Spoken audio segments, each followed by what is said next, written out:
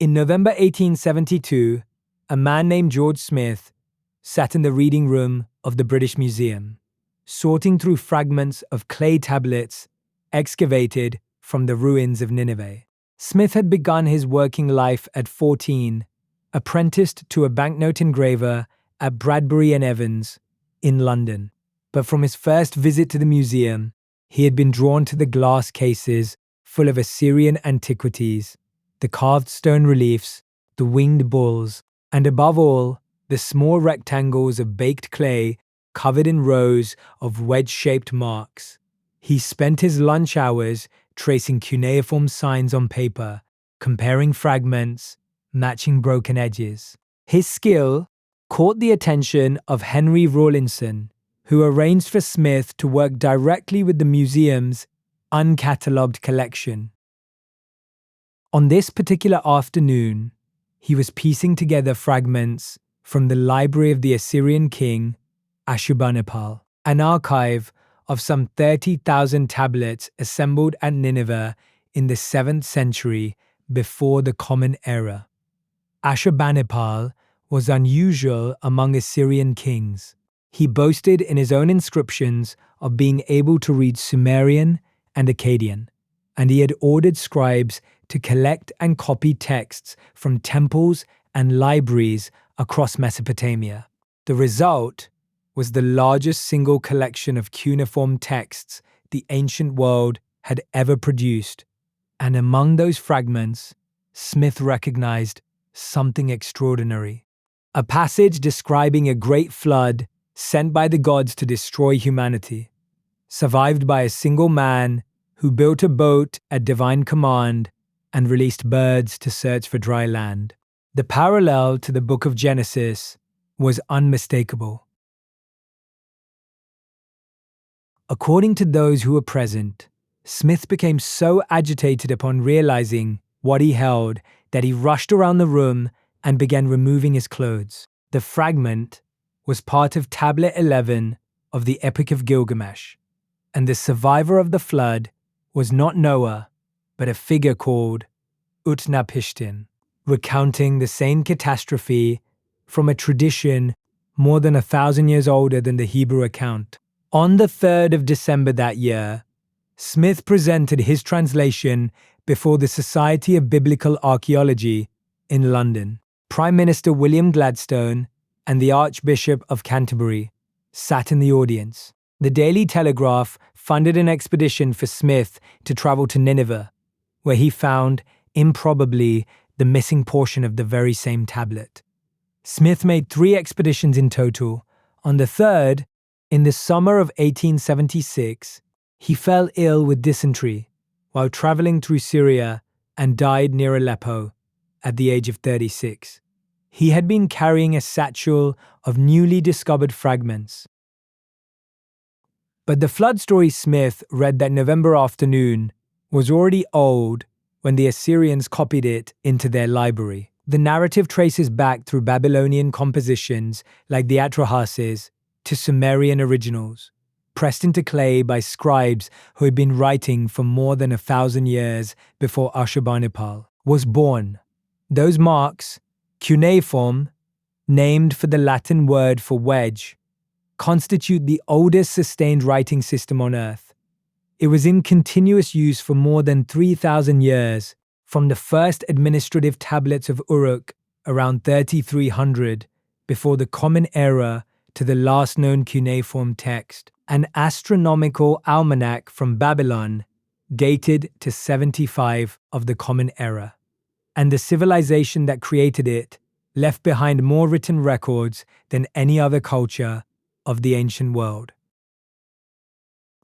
Tonight, on Official Sleepy Historian, we are going somewhere very old and very still, into the world of those earliest tablets, the people who made them, and the voices pressed into clay that scholars are still learning to hear.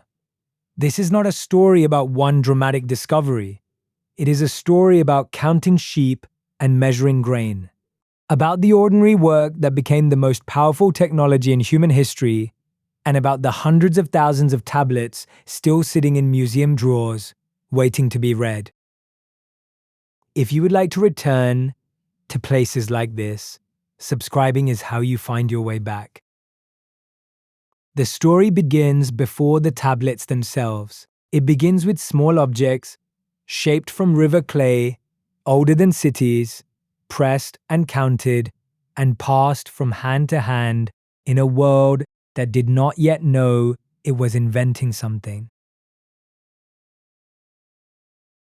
For 3,000 years before the first tablet, there were tokens, small objects made of clay, spheres for measures of grain, cones for jars of oil, cylinders for animals, discs and tetrahedra, and tiny shapes you could close your hand around. They have been found across an enormous arc of the Near East, from Turkey through Syria into Iran, in archaeological layers dating to at least 7,500 years before the Common Era. That is more than 9,000 years ago, long before cities, long before any writing system existed anywhere on Earth. The archaeologist who spent decades assembling this evidence was Denise Schmant-Besserat. Working at the University of Texas, she traced how these simple objects formed a coherent accounting technology stretching across millennia. Each token shape corresponded to a specific commodity or quantity. A small sphere meant one measure of barley. A cone represented a jar of oil. A cylinder stood for an animal. When goods changed hands, tokens were exchanged to mark the transaction. Portable, tactile, unambiguous, no language was required. No literacy, just the shared understanding that this shape means this thing. The system endured because the world was small enough for it to work. A village elder could track the economy of a settlement with tokens sorted on a stone ledge and know by count and weight roughly what was stored and what was owed. But around the middle of the 4th millennium BPE, the world grew beyond what tokens alone could manage. Tokens themselves had been evolving. Around 3,500 years before the Common Era, new shapes began to appear. Tokens with punched marks, incised lines, even miniature sculpted surfaces that seemed to represent more specific commodities, not raw materials, but manufactured goods, textiles, processed oil, finished garments. Schmant-Besserat argued that these complex tokens tracked the outputs of workshops rather than the contents of storerooms. The accounting system was growing to match the economy it served. In southern Mesopotamia, the city of Uruk expanded into something unprecedented.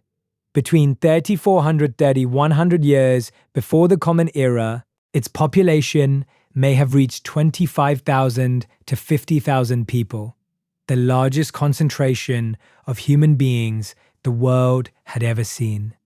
The temples of the ANR precinct functioned as vast economic engines, receiving and redistributing goods across networks that strained the capacity of any individual memory. Workshops produced textiles and pottery.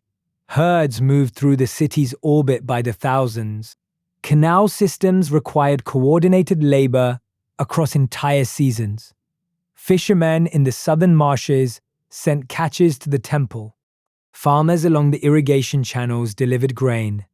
Workers received rations, measured amounts of barley, oil, and beer in exchange for their labor. You cannot track all of that with loose tokens in a leather pouch. The solution emerged in stages. Administrators began sealing tokens inside hollow clay envelopes called bullae, their surfaces stamped with cylinder seals to mark authority. But to know what was inside, you had to break the envelope, destroying the seal that proved who had sealed it. So someone began pressing the tokens into the wet surface before closing the ball, leaving impressions on the outside that showed the contents within. In recent decades, researchers have used computed tomography, CT scanning, to look inside sealed bullae without breaking them. confirming the shapes of tokens still nested in envelopes that have remained closed for 5,000 years. In 2014, a team at the University of Oxford published CT scans of an uninscribed clay lump from the Yale Babylonian collection, a sealed bulla that had sat in storage since 1933. The scans revealed 49 token-like objects inside, suggesting a far more complex transaction than the lump's unremarkable exterior had implied. And then came the realization that changed everything. If the marks on the outside already recorded the information, the tokens inside were unnecessary. You could press the marks directly into a flat piece of clay, a slab the size of your palm, dampened and smoothed, held in one hand while the other pressed signs with a stylus cut from a reed. The three-dimensional physical record collapsed into 2 dimensions. A container became a surface. An object became a sign. The distance between a clay ball full of tokens and a clay tablet covered in signs is, in practical terms, very small. In conceptual terms, it is one of the largest steps humanity has ever taken. What those first tablets recorded was not poetry, it was not mythology or lore. It was barley, sheep, beer, Labor Days, jars of oil moving from one storeroom to another, the yield of a fishing expedition, the allocation of garments to workers. The most powerful technology in human history began as bookkeeping, and the bookkeeping was about keeping people fed. This was not unique to Mesopotamia. In Egypt, at Abydos, the German archaeologist Günther Dreher excavated tomb UG, the burial of a pre-dynastic ruler known only as Scorpion I, and found roughly 200 bone and ivory labels bearing early hieroglyphic signs attached to jars and textile bundles. Similar labels appear on grave goods at Nakada. The dates, perhaps 3,300 to 3,200 years before the Common Era, are roughly contemporary with the Uruk tablets, though whether the two traditions developed independently or influenced each other across the trade routes of the Eastern Mediterranean remains debated. In southeastern Europe, even older incised marks appear on pottery from sites like Vinça and Tartaria in modern Romania, though most specialists classified these as proto-symbolic writing. The emergence of written records was not a single invention in a single place. It was a pattern, a response to complexity that multiple communities arrived at through overlapping experiments, each pressing clay or stone toward more stable ways of marking what mattered. But of all these experiments, it was the Mesopotamian system, the one that began with tokens in villages and ended with tablets in temple storerooms, that survived and spread. By the late 4th millennium, the scribes of Uruk had developed a repertoire of roughly 1,000 distinct signs, each one representing a word or concept. Within a few centuries, that repertoire would begin to shrink, standardize, and transform, from pictures drawn with a pointed tool to wedges pressed with a reed stylus. The transformation happened gradually, but it changed everything. The tablets of Uruk are palm-sized, most of them, ruled into columns by a careful hand, each column divided into rows, each row holding a sign, a head, a jar, a fish, a sheaf of grain.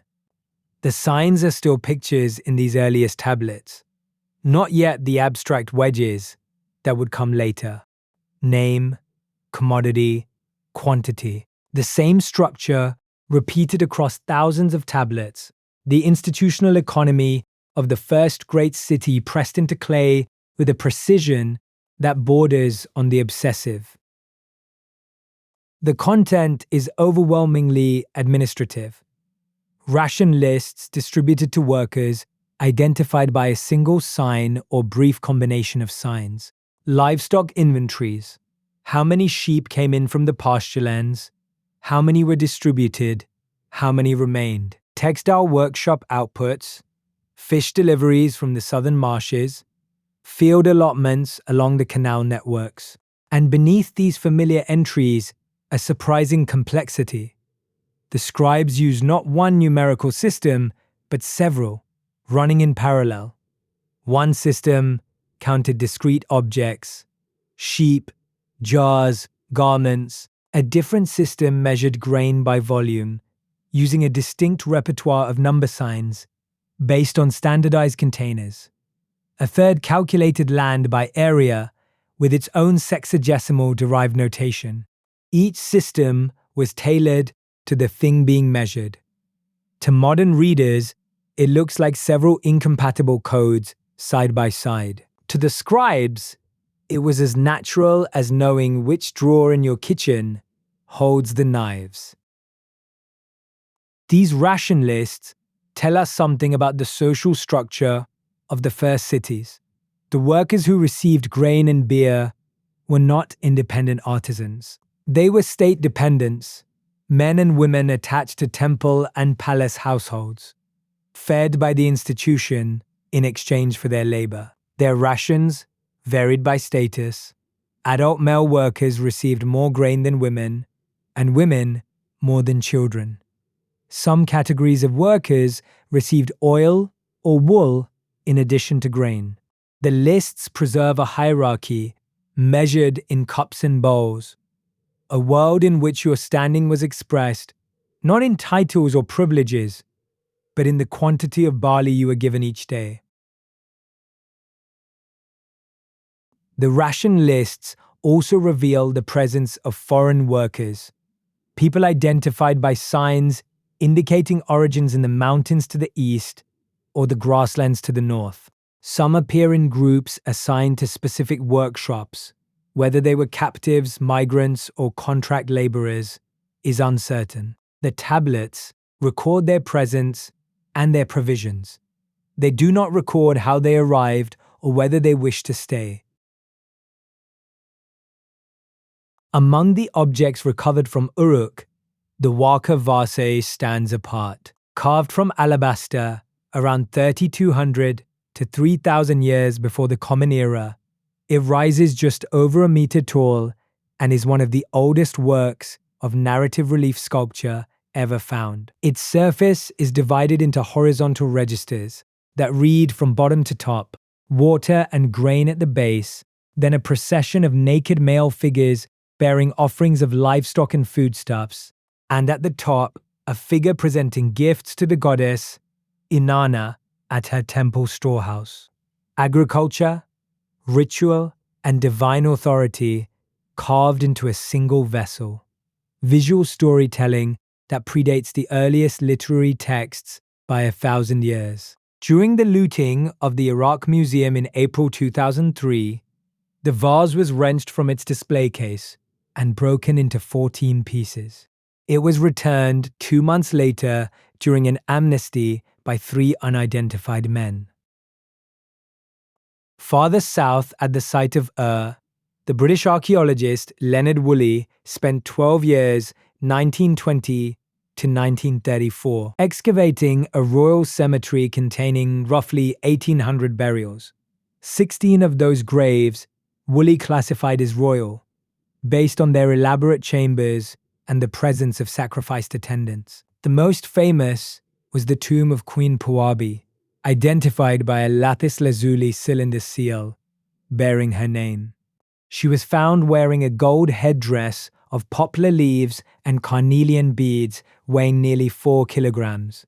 The largest burial in the cemetery, the Great Death Pit, held 6 guards and 68 women arranged in orderly rows, many with cups near their hands. Beside it, Woolley recovered the standard of a trapezoidal box inlaid with shell, lapis lazuli, and red limestone. Its wall panel shows chariots drawn by onagers, foot soldiers with axes and spears, prisoners stripped and bound.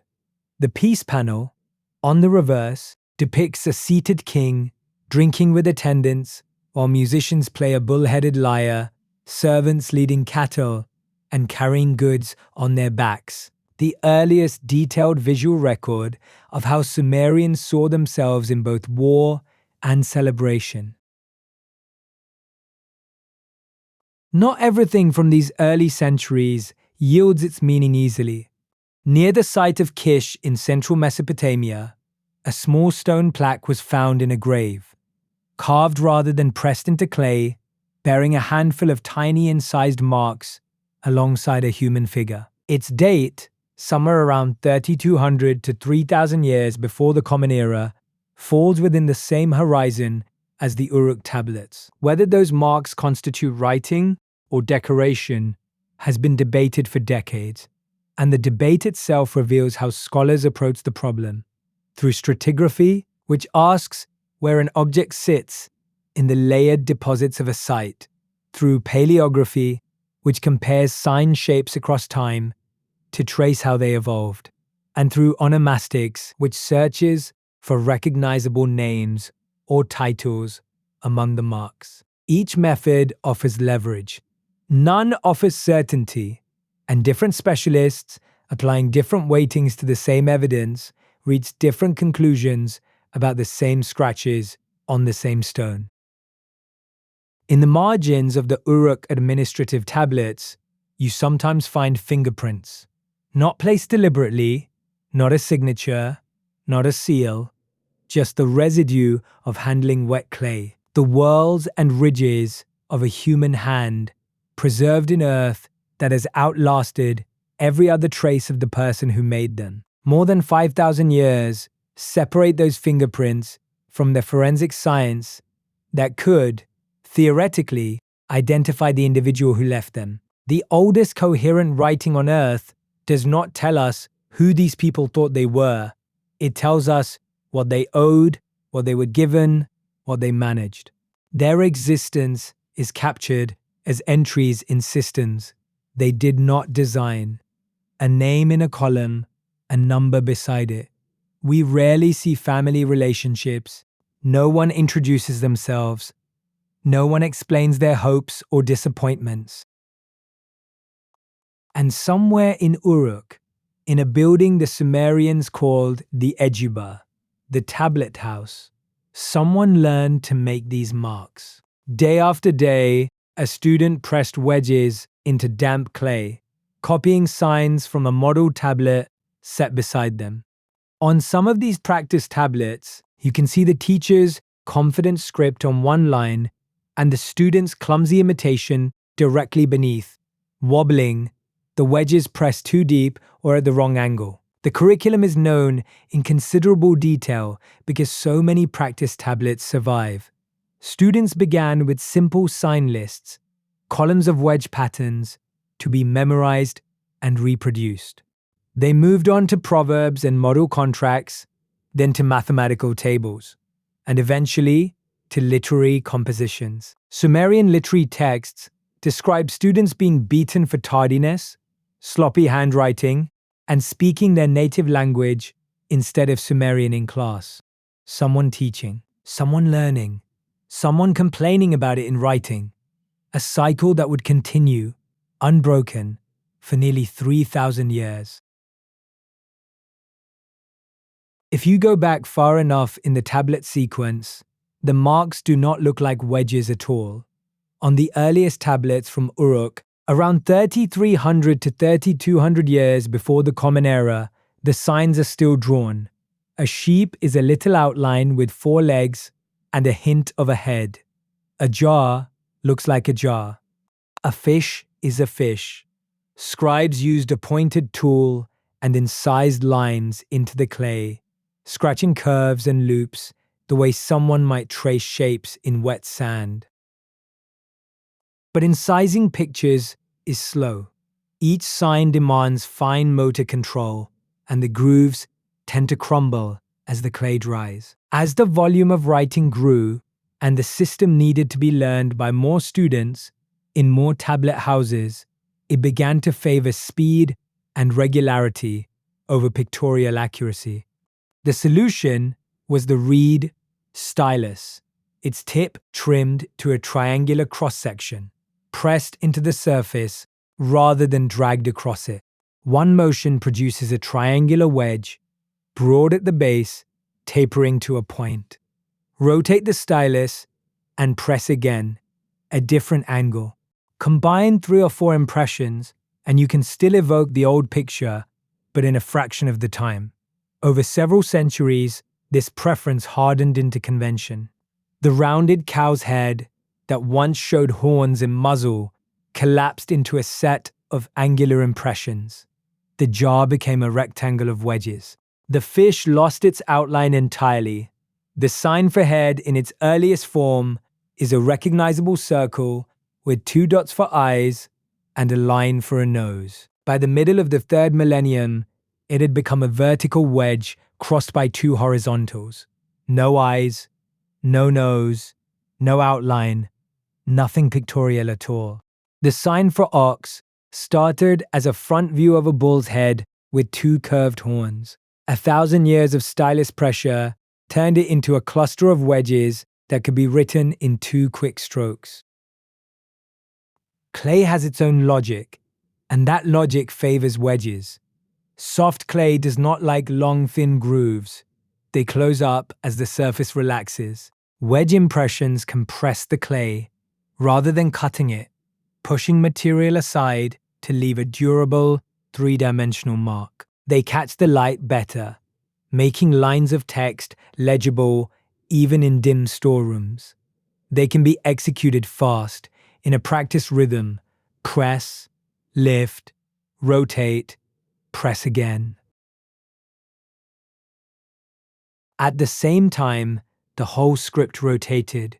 In the oldest tablets, signs were written in columns, top to bottom, and the orientation of the strokes reflected that direction. By around 3,000 to 2,800 years before the Common Era, the standard had shifted to horizontal lines running left to right, and the signs themselves had been turned 90 degrees to match. What had been the top of a sign became its left side. Scholars debate whether the shift happened to accommodate right-handed scribes who smeared wet columns when writing left to right, or whether it reflects a broader change in how tablets were held and oriented. To us, it looks like a radical change. To a scribe living through the centuries in which it happened, it was probably a series of small adjustments, a more comfortable grip, a posture that let the hand move without smearing the wet clay beside it. But the most profound change was not visual. As pictures loosened from the things they depicted, signs began to carry multiple readings. A sign that once meant barley could be borrowed to write the sound of the word for ration, because barley was the standard ration. Then the same sign could represent the syllable that sounded like that word, regardless of context. A picture that began as a thing became a sound. Linguists call this polyvalence, a single sign functioning as a logogram, standing for a whole word, or a phonogram, standing for a syllable or sound, or a determinative, a silent classifier that signals the category of the word that follows. Determinatives are never pronounced. They function as reading aids. The sign for wood placed before a word tells you the next sign refers to a wooden object. The sign for city tells you a place name follows. Which reading is intended for any given sign depends on the signs around it, the type of text, the conventions of a particular scribal tradition. From the perspective of someone writing, this is powerful.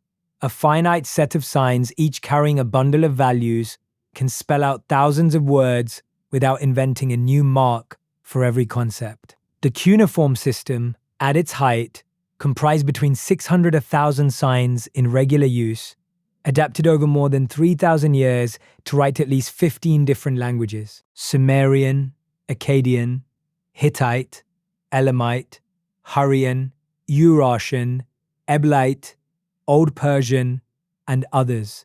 across the Near East and beyond. From the perspective of someone trying to read these texts 5,000 years later, the system is extraordinarily difficult.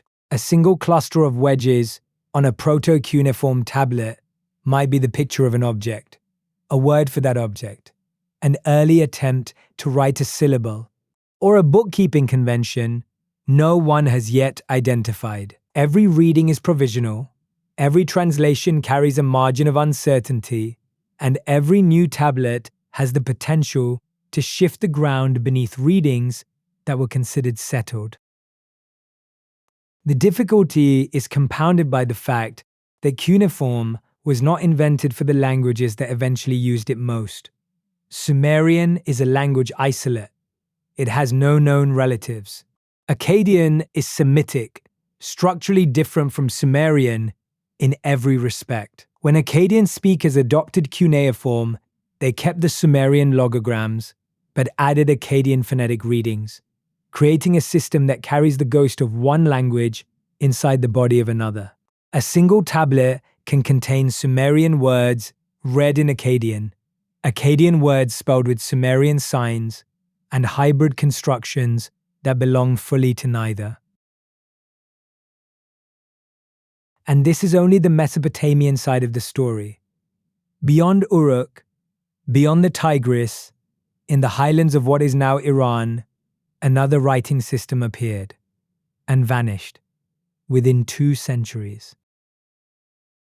In the city of Susa and at scattered sites across the Iranian plateau, Tepe Sialk, near modern Kashan, settlements in the province of Fars, archaeologists have found tablets covered in signs that look nothing like cuneiform. Angular, dense, arranged in columns with numerical notations that suggest the same administrative purpose: sheep, grain, workers. This is Proto-Elamite, and it appeared around 3,100 years before the Common Era, roughly contemporary with the earliest Uruk tablets. Its scribes were doing something very similar to the scribes across the border: counting, recording, managing the flow of goods through economies large enough to need written records. But they were doing it in a system entirely their own, with their own signs, their own numerical conventions, their own way of organizing information on a tablet.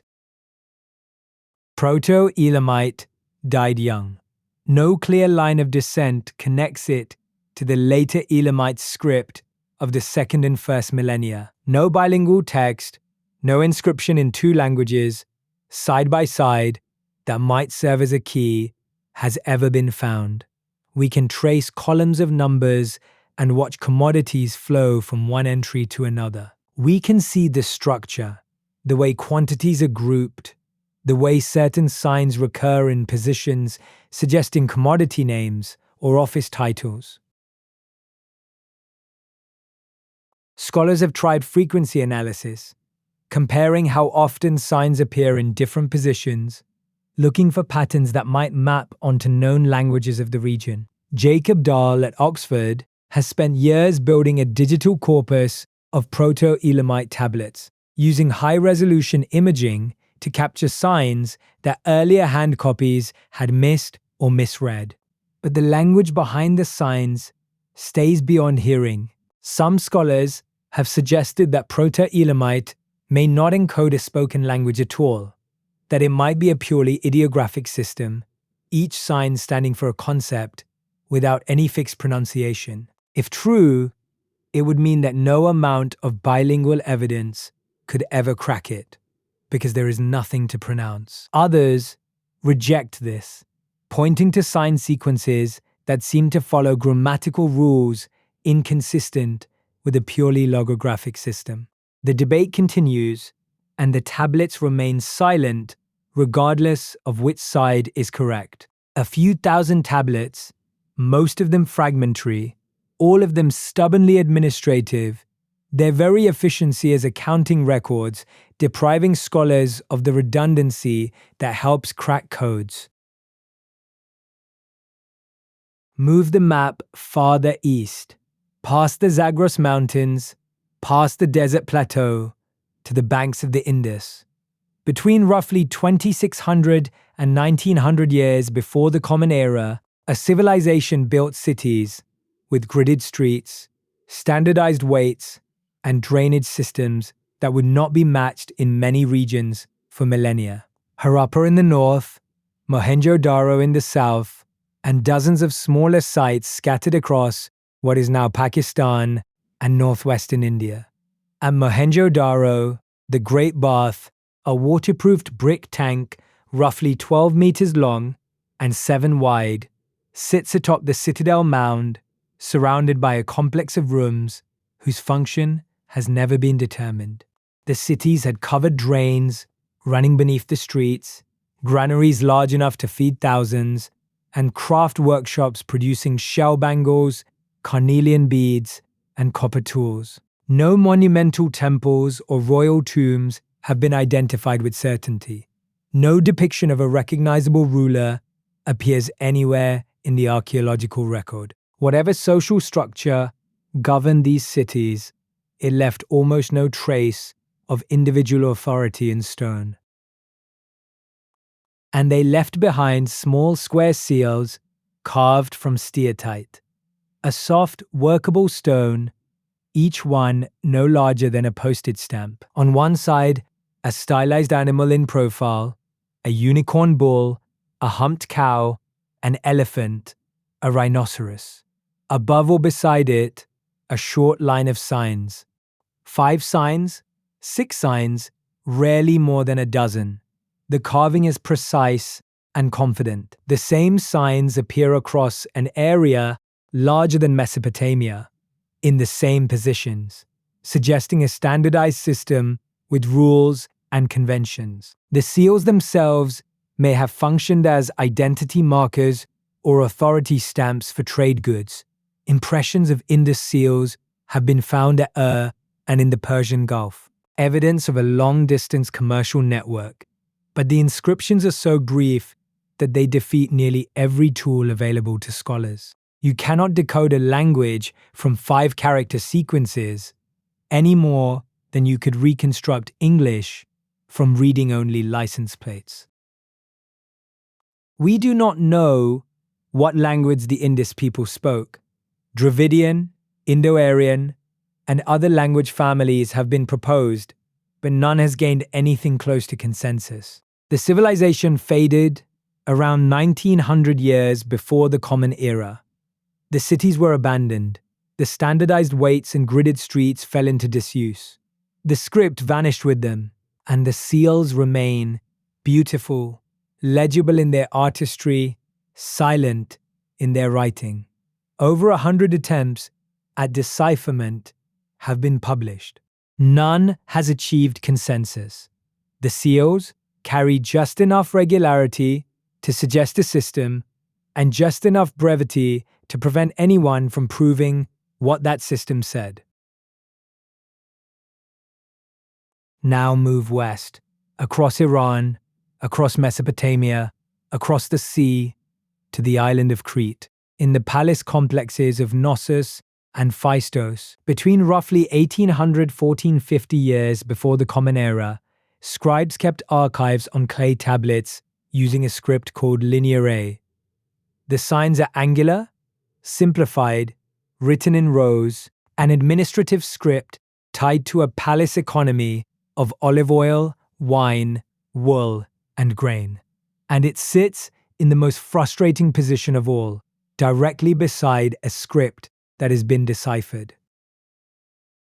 Linear B, the writing system used by the later Mycenaean Greeks on Crete in the mainland, was cracked in 1952 by an architect and amateur codebreaker named Michael Ventris. But the breakthrough depended on foundational work by the American classicist Alice Kober, who spent years before her early death in 1950 cataloging sign patterns, identifying inflectional endings, and building the structural scaffolding without which Ventris could not have proposed his phonetic values. Kober worked from hand-drawn index cards, tens of thousands of them, tracking every occurrence of every sign across hundreds of tablets noting which signs appeared in the same positions. She identified triplets of related words that seemed to show the same root with different suffixes, evidence of an inflected language like Latin or Greek. Her method was rigorously statistical, relying not on guesses about language identity, but on patterns visible in the signs themselves. She died of cancer at 43, 7 years before Ventris announced his solution. When his phonetic values were tested against known place names, Knossos, Amnisos, Pylos, they held. Linear B was early Greek, and Alice Kober's structural analysis had made the discovery possible.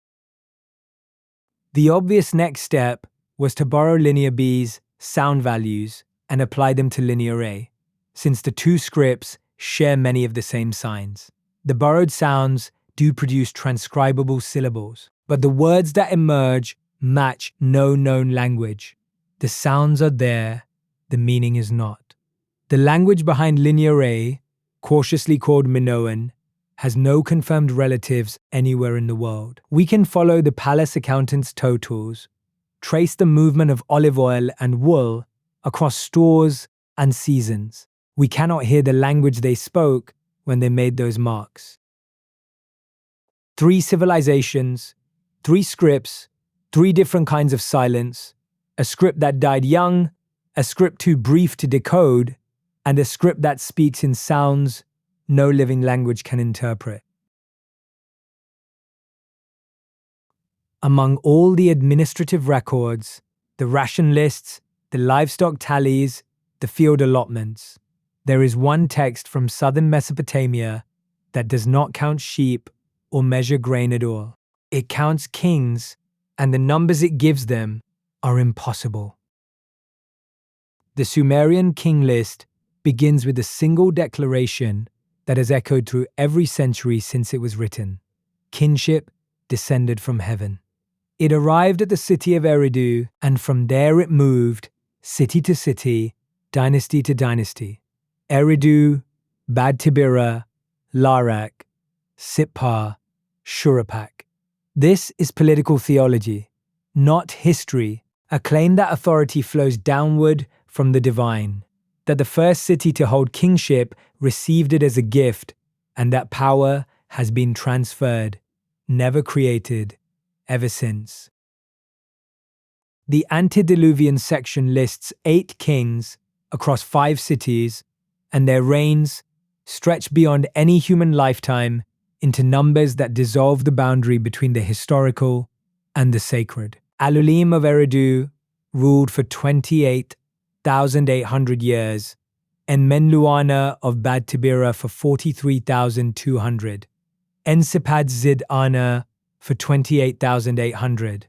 The figures are neat, sexagesimal values, products of the base 60 system the Sumerians used for mathematics and timekeeping. The same system that gives us 60 minutes in an hour and 360 degrees in a circle. These are not garbled records of real lifespans. They are measurements of sanctity. These kings are presented as qualitatively different from later rulers, closer to the gods, less bound by ordinary time. And then, after the impossible rains, a single line cuts through the clay. Then the flood swept over. Everything before that line belongs to a different era. Everything after is the world we can begin to verify. The post-flood kings have reign lengths that shrink toward the plausible. Some of them, Enmebaragesi of Kish, for instance, have left independent archaeological traces, inscribed vases bearing his name. They were real. They can be checked against bricks and inscriptions and other tablets. The king list is not fiction and not history. It is something between, a way of organizing time that makes room for both the sacred and the verifiable. The Tigris and the Euphrates flooded regularly, and the flat terrain of southern Mesopotamia was vulnerable to inundations that could cover entire settlements. The flood in the king list may reflect a real catastrophe, or many real catastrophes, compressed into a single mythological hinge on which the whole structure of time turns. The same civilization that produced these administrative records also produced a mythology of extraordinary richness. The gods of Sumer, Enlil, lord of wind and authority; Enki, god of wisdom and fresh water; Inanna, goddess of love and war, appear in compositions that range from cosmic creation to letters of complaint. The Babylonian Atrahasis, the fullest retelling of the flood narrative, gives the gods a motive. Humanity had grown too numerous and too noisy, and the divine council decided to reduce their numbers. Enki, breaking the council's decree, warns his chosen human to tear down his house and build a boat, a coracle waterproofed with pitch, loaded with animals and provisions. The flood rages for 7 days. When the waters recede, the survivor releases birds, a dove, a swallow, a raven, to test whether dry land has appeared. The motif is strikingly close to the Genesis account, though the Babylonian version predates it by centuries and gives the gods a domestic motive, rather than a moral one. They destroyed humanity not for sin, but for noise. The Enuma Elish, the great Babylonian creation epic, describes the god Marduk fashioning the world from the body of the defeated sea goddess Tiamat. From her ribs, he made the vault of the sky. From her lower body, he made the earth. From her eyes flowed the Tigris and the Euphrates. The poem spans 7 tablets in its complete form. It begins with the primordial mingling of fresh water and salt water, Apsu and Tiamat, and ends with Marduk receiving 50 names, each one a title of power. The text was recited annually at the Akitu festival in Babylon, a New Year's ceremony that renewed the king's authority by reenacting the original act of creation. When Assyria rose to dominance, Ashur replaced Marduk in Assyrian copies, propaganda as much as theology, the gods serving whichever state held power. These are not administrative records. They are theology, politics, cosmology, and literature, all carried in the same cuneiform script, pressed into the same clay, stored on the same shelves as the barley receipts and the sheep tallies. And in 1974, at a site called Tel Mardik in northern Syria, the Italian archaeologist Paolo Mathieu and epigrapher Giovanni Pettinato uncovered the royal archive of the city of Ebla, roughly 20,000 tablets and fragments, dating to approximately 2,400 to 2,300 years before the Common Era. The tablets were written in Sumerian cuneiform, but recorded a previously unknown Semitic language now called Eblite. Many were bilingual word lists, effectively Sumerian Eblite dictionaries, that proved invaluable for understanding Sumerian itself. The discovery overturned the assumption that Syria in the 3rd millennium was a cultural backwater relative to Mesopotamia. Ebla had trade agreements reaching to Egypt and Afghanistan, diplomatic correspondence with other city-states, legal codes governing debt and inheritance, and tax records detailing the movement of metals, textiles, and livestock across the Near East. The same writing system that tallied sheep in Uruk carried international diplomacy in Syria 1,000 years later. Reading these tablets has never been easy, and the tools for doing so have been assembled over nearly 2 centuries of sustained effort, one small, argued-over step at a time. The modern study of cuneiform began with another extraordinary act of physical stubbornness. In Western Iran, Carved into a limestone cliff face 100 meters above an old road connecting Babylon to Ecbatana sits the Behistun inscription, a proclamation by the Persian king Darius I, written around 520 before the Common Era in 3 cuneiform scripts: Old Persian, Elamite, and Babylonian. The cliff below had been deliberately cut away in antiquity to prevent anyone from reaching the text. Beginning in 1835, the British Army officer Henry Rawlinson set about copying it anyway. He and a local assistant laid planks across the rock face as makeshift scaffolding to reach the Old Persian section, working hundreds of feet above the road. For the Babylonian portion, carved on a more inaccessible overhang, Rawlinson enlisted a Kurdish boy who drove wooden pegs into crevices, strung ropes between them, and swung himself across the cliff face in a cradle-like seat to take papier-mâché casts of the inscription. The work took years. By 1838, Rawlinson had independently deciphered Old Persian cuneiform, and his published translations provided the key to unlocking the older Mesopotamian scripts, making Behistun, in effect, the Rosetta Stone of cuneiform. The method Rawlinson pioneered, leveraging a multilingual inscription where the same content appears in known and unknown scripts, remains the backbone of cuneiform decipherment. Bilingual and trilingual texts allow scholars to match unknown signs to known words and confirm phonetic values. Sumerian and Akkadian share tablets with glosses, translations, and parallel word lists, dictionaries compiled by the scribes themselves. Royal inscriptions sometimes appear in 2 or 3 languages on the same monument. Names, personal, divine, geographic, serve as anchors, because if a recurring sequence of signs appears in contexts that look like lists of cities and the pattern matches a known place mentioned in other sources, that is leverage. These are the tools. Each one narrows the range of possible readings.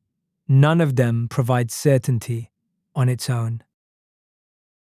But for Proto-Elamite, for the Indus script, for Linear A, the scripts that remain silent, none of these advantages exist. No bilingual key. No long inscription that might reveal grammar or syntax. The texts are either too short, too repetitive, or too isolated from later traditions to permit decipherment by any method currently available. This is not a failure of intelligence or effort, it is a limitation of evidence. And the boundary between the decipherable and the permanently silent may depend on a single discovery, a bilingual seal, a long administrative text, a translation exercise by a bored scribe that no one has found yet and that may still lie in the ground. The work proceeds, as it always has, by small increments of certainty. A sign whose meaning becomes a little more likely because of a new parallel discovered at another site. A cluster of tablets from a single archive that begin to clarify an office title no one had recognized. A photograph taken with modern equipment, multispectral imaging that reveals marks invisible to the naked eye, or reflectance transformation imaging that lets a virtual light source be tilted across the tablet's surface, finding edges and contours that disappear under a fixed lamp, changing a reading from one word to another. Open digital archives have accelerated the work. Projects like CDLI, the Cuneiform Digital Library Initiative, and OACC, the Open Richly Annotated Cuneiform Corpus, have placed tens of thousands of tablet photographs and transcriptions online so that a scholar in Tokyo can study a tablet housed in Philadelphia without leaving her desk. The number of people who can contribute has multiplied beyond anything the field imagined a generation ago. The pace of individual readings has not, because each reading still requires the same close engagement with a sign, a context, a tradition. And the scale of what remains is staggering. More than 500,000 cuneiform tablets and fragments exist in museum collections worldwide. The British Museum alone holds approximately 130,000. Many sit in drawers with nothing more than a catalogue number and a one-line description. Some have never been published, some have never been translated. Among the unread tablets are letters, personal correspondence between merchants and officials, complaints about delayed shipments, disputed debts, instructions to agents in distant cities. There are medical texts listing symptoms and herbal treatments. There are astronomic observations recording planetary positions across centuries. There are lexical lists that function as encyclopedias, cataloging stones, plants, fish, professions, and gods. Every category of human thought is represented somewhere in the corpus, separated across museums on 3 continents. Some of these tablets were excavated in the 19th century and shipped to Europe before modern recording standards existed. Their find spots, the exact locations within a site where they were uncovered, were often recorded vaguely or not at all. Reassembling an archive means matching fragments by clay color, script style, and content, hoping that tablets broken in antiquity ended up in the same collection. Often they did not.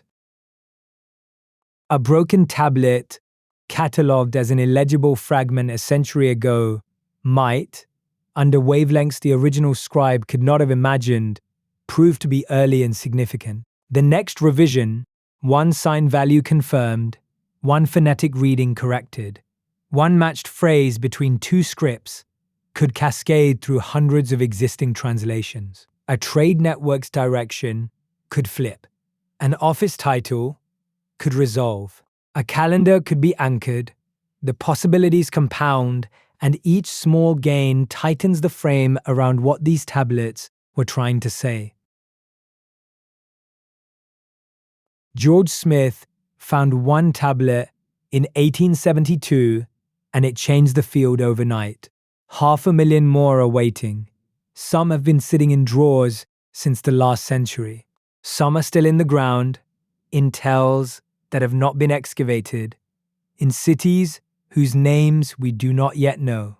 The distance between us and the hands that made these marks is vast, but the chain of people trying to close it has never broken. It stretches from the scribes who pressed the first signs in the Iana precinct of Uruk, through the students who copied their teachers' marks in the Eduba, through the Akkadian scholars who compiled sign lists and bilingual glossaries, through the Assyrian librarians who assembled Ashurbanipal's 30,000 tablets, through the Kurdish boy swinging on ropes across the cliff at Behestan, through George Smith in the reading room losing his composure over a fragment of the flood, through Alice Kober cataloguing linear B signs on tens of thousands of index cards, through the Italians at Tel Mardik lifting 20,000 tablets from the ruins of Ebla, through the physicists building CT scanners to peer inside sealed clay envelopes without breaking them, all the way to the graduate student who will open a drawer tomorrow morning and pick up a small rectangle of baked earth and turn it toward the light. The work is not glamorous.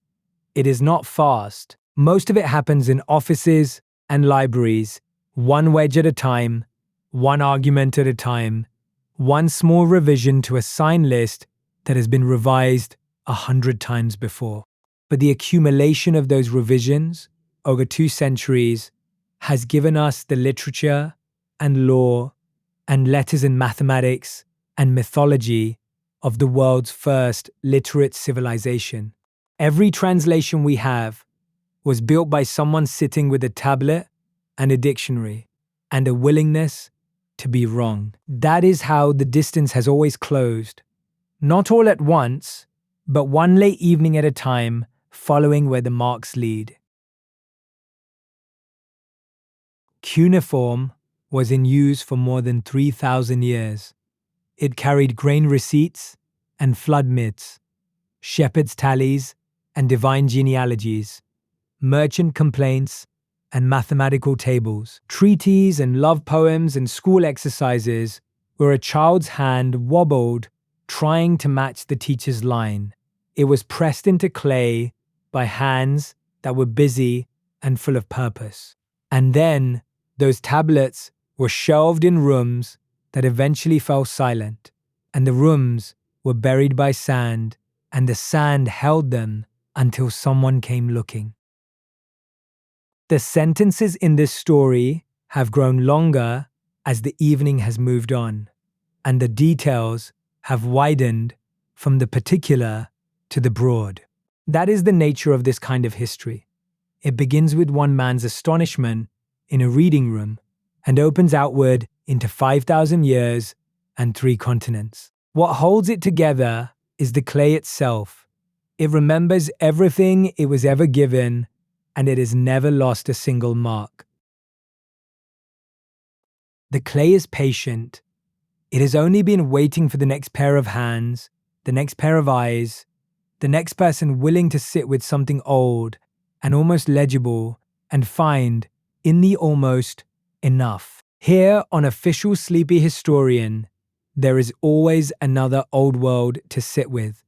Another set of marks, another set of voices, another quiet hour following them into the past. If you would like to come back, subscribing is how you find a way. Thank you for being here tonight. Rest well.